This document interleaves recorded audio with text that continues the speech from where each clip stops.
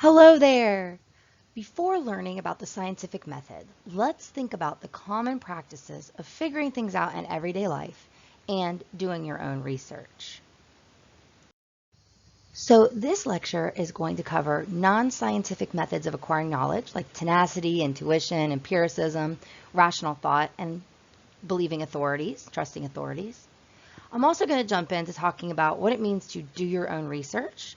So before you develop a better understanding of the scientific method and where scientific research is published, we should probably begin by thinking about how the average person does research, by thinking or using non-scientific methods, or on Google, or maybe with Bing and ChatGPT these days.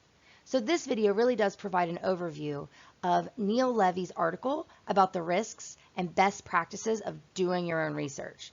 Not in the academic sense, but more in the sense of how we seek the truth about topics we have strong beliefs in. Neil Levy is a senior research fellow at the Oxford Uehiro Center for Practical Ethics and recommends that we do our own research only to understand things, not necessarily to discover the, quote, truth. So here are some non-scientific methods of acquiring knowledge that we use in everyday life. This isn't necessarily part of the scientific method, but it's just kind of a starting point to think about how we think about the world. So tenacity is really about habit or superstition. So this is when information is accepted as true because it's always been believed or because superstition supports it. But there's some limitations to tenacity. The limitations are potential inaccuracies, right? Just because that you think it's true or that it's common belief doesn't mean it necessarily is true. There's really no method for correcting erroneous ideas, and it's difficult to change popular belief. There's also intuition. So this is more of a hunch or a gut feeling, and this is when information is just accepted based on a hunch, just because it feels right. Major limitation, there's really no method for separating accurate from inaccurate knowledge. It's hard to test a gut feeling. We also use empiricism to acquire knowledge. So this empiricism is direct observation, right? It relies on the senses. Can you see it? Can you smell it? Can you hear it? It's really just about observation and personal experience. So some limitations. People really overestimate the accuracy of their assumptions about their observations and experiences. And we often have incomplete contextual information.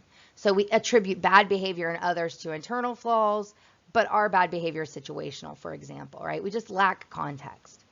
Also, our perceptions and worldviews can lead to a bias. And so observation can be really dangerous. So it's nice to, if you're just doing, basic acquiring knowledge, to maybe use the method of empiricism, but also with the rational method too. So the rational method is all about reasoning and logic. It's about thinking things through. So it relies on making seemingly logical conclusions based on known facts or assumptions in the absence of clear evidence. So again, just kind of thinking things through and thinking what it would look like if things happen and what the process is and maybe what the underlying causes are. So some limitations, right? Logical conclusions could be based on false premises, and facts and assumptions from situations may not actually generalize to different novel new situations. Finally, a way that we commonly acquire knowledge is to trust the experts, right? So through authority. So this relies on information or answers from an expert in the field. And this is often the quickest and easiest way to obtain answers. The limitations, though, is that, the authorities aren't always accurate. It's sometimes easy to misunderstand who's actually an expert and who isn't. And too much faith can result in unquestioning trust in authority figures, and it makes it really hard for us to think for ourselves and to put our best interest first. When we rely on those non-scientific methods of acquiring knowledge, we're often aware of how narrow our understanding is. However, when we go down the rabbit hole of internet searches to do our own research, things can get a little more tricky. Right now, we're living in the information age where any question we have can be answered in an instant. While this unprecedented access to information makes it possible to know so many things, the lack of quality control and information overload often leave us more confused or even misled. Before the internet and the 24-hour news cycle, most information about important issues were disseminated by agreed-upon experts and trusted journalists who had to report accurately to maintain their credibility. But now, Anyone with a laptop can make a YouTube video and share it with the world. So, contrarian thinkers often distrust authority and have grounds for doing so, especially in times where trusted civil institutions are not in alignment and when public trust in institutions is corrupted or undermined by trusted public officials or people that we respect.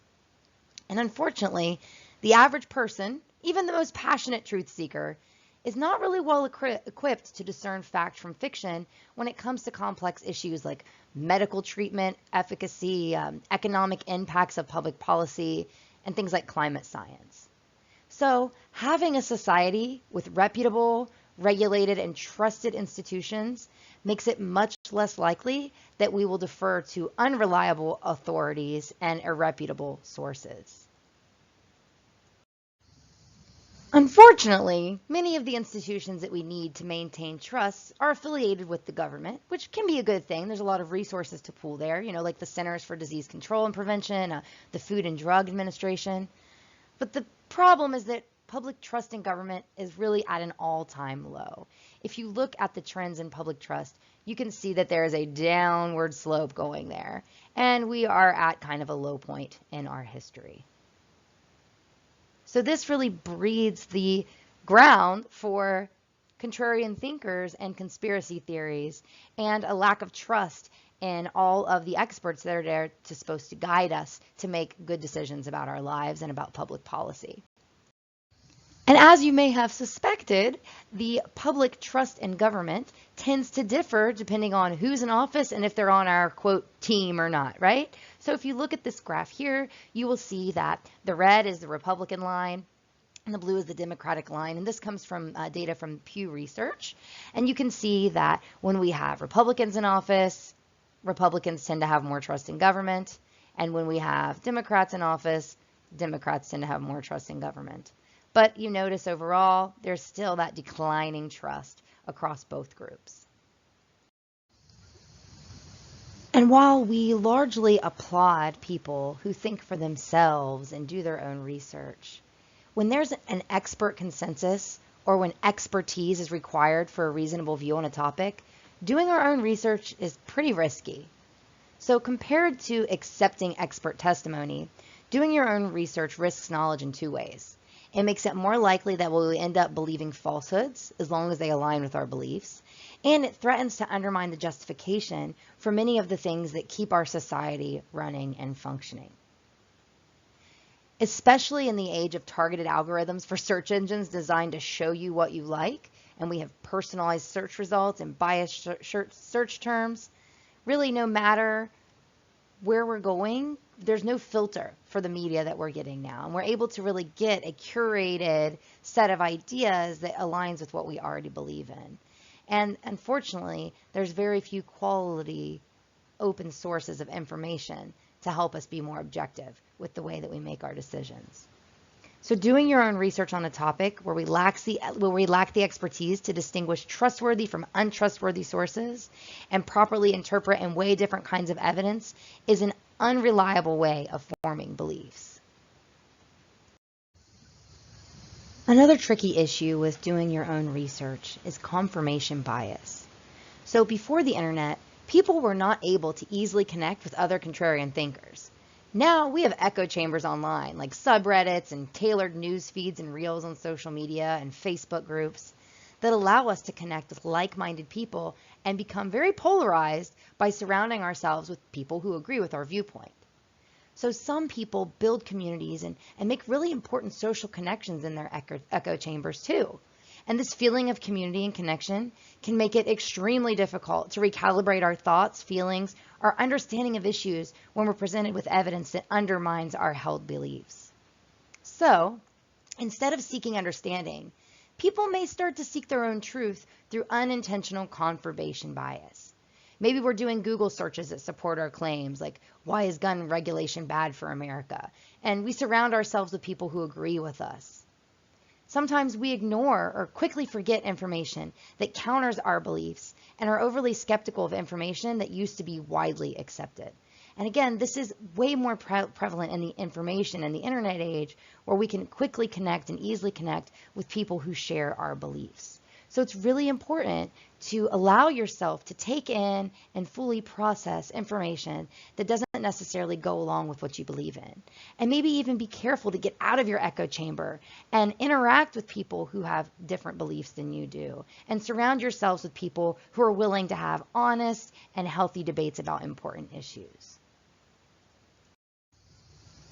So I'm not saying all this to say you should not do your own research. It's important to read up on certain topics, but just be really careful about that. And make sure that when you're doing internet searches and you're trying to figure things out for yourself, that you're using a more exploratory approach and not a truth-directed approach. So really jump into those Google searches with non-biased search terms, right? Don't ask why something's bad or why something's good. Just type in, for instance, gun control, right? Instead of why is gun control bad, just type in gun control, and then make sure that you're carefully reviewing evidence on both sides and you're not doing your own research to prove yourself true, because that's going to lead to those really, really dangerous pitfalls of confirmation bias and just looking for the things that go along with what you already believe in. Jump into doing your own research while expecting a lot of difficulty in confirming the official story. Know that it's going to be hard to get to the bottom of it. And also know that it's going to be really difficult to disconfirm rival stories, right? Because they can be very convincing. And here in a minute, I'll show you some ways to kind of sift through information so you can check the source of your sources. Also, be prepared to find information that shows that you aren't thinking about things correctly, right? Be prepared to discount your theory and discover the defectiveness of your inquiry, right? Be ready for that. Don't just search for truth and search for confirmation. It's also important to consult with others, ideally a range of others with varying viewpoints, and especially people that have credibility and widely acknowledged expertise. None of us are experts on everything, right? So it's really important to weigh heavily the advice and opinions that are coming from people with expert in the field that you're doing research on. So before you share something on social media or before you believe something that you read in a news article, make sure that you check your sources and your sources' sources. Please don't be the person who reads the title of an article or a news story and agrees with it and shares it to look smart on social media. Read it first, and not only read it, but dig into the source, right? Figure out if it's legitimate. The best types of sources to trust are peer-reviewed, meaning that when the researchers submit their work, it is sent off to other researchers in the field, and they give it their seal of approval. And a lot of times the peer review process involves revision, where scholars will submit their work, they'll get feedback, they'll implement that feedback, maybe run a follow-up study or change the way that they've done some things, and then resubmit it. And it's quite a process that can last a couple of years before you can get your research published. So keep that in mind, that peer review is a gold standard. Now also keep an eye out for predatory pay-to-publish journals. Some reputable journals do require a processing charge because some do pay their editors. Most don't, though. Most people who are peer reviewers are doing it as a part of their scholarship, as part of their job as in academia. So they're doing it as part of that service, and they're not being charged or being paid. But there's also predatory pay-to-publish journals. And those are out there, and they're basically just designed for anybody who wants to publish their research. They can pay a fee and have their research published. And be careful, because news sources will cite research published in these predatory pay-to-publish journals. So just because a news headline says research suggests doesn't mean you need to trust it. You need to dig a little deeper and be responsible for the type of information you share on the internet and the things that you believe. So some ways to spot predatory pay-to-publish journals. If they are publishing all articles where an author pays a fee, that's not a good sign. If you see spelling or grammar mistakes in the article or even on the website for the journal, that's a bad sign. If they have an unclear peer review process or they don't have any peer review process advertised, that's probably not good either. If they advertise an unrealistic timeline for publication for authors, like if they say your work will be published within a month, not good, because remember I mentioned that the peer review process takes time. And so if there's that quick timeline, that may mean they're just publishing absolutely everything that comes their way. Maybe even dig into the editorial board is. Some of these journals will post an editorial board, and they're not even real people, and they don't even have real credentials. So be really careful and kind of look at that as well. Also, make sure that the journal that this was published in is indexed in an academic research database or can easily be found and is affiliated with certain types of kind of gatekeepers of peer-reviewed academic research. Also, if the website has no way to contact the publisher, that's probably also a bad sign that that journal is not legit. It's also important to look at author affiliations and conflicts of interest. If you see a study posted that says that something is a really effective treatment for an illness, and you go and you look and you find out that one of the first authors works at a place that makes those drugs, probably a problematic article, right? So look at where the authors are coming from, look for where the funding is coming from to make sure that there is no undue influence to have results go a certain way. And also, once you get through this class, you'll be better able to check on, okay, what's the quality of the sample and the research participants? How well does that represent the population of interest, right? Okay, what's the reliability and validity of the research methodology? How confident am I in their findings based on the way they collected their data? And also keeping in mind, how recent is this research, right? What is the timing? So the rest of this class is not going to turn you into a researcher who's prepared to start a lab and conduct research and publish results, but it will prepare you to evaluate the quality and the trustworthiness of research findings that you'll see in a variety of sources, both in this class and outside of this class. You'll really learn what meets the criteria for a true experiment that warrants cause and effect interpretations of findings, and how researchers can conduct research with reliable results and valid conclusions. So you'll learn a lot about reliability and validity in research methods this semester. You're also going to build confidence reading and making sense of journal articles, and you'll be prepared to develop a basic research proposal for experimental research. Through this class, you'll also refine your Google skills and hopefully become a force against confirmation bias and the spread of misinformation.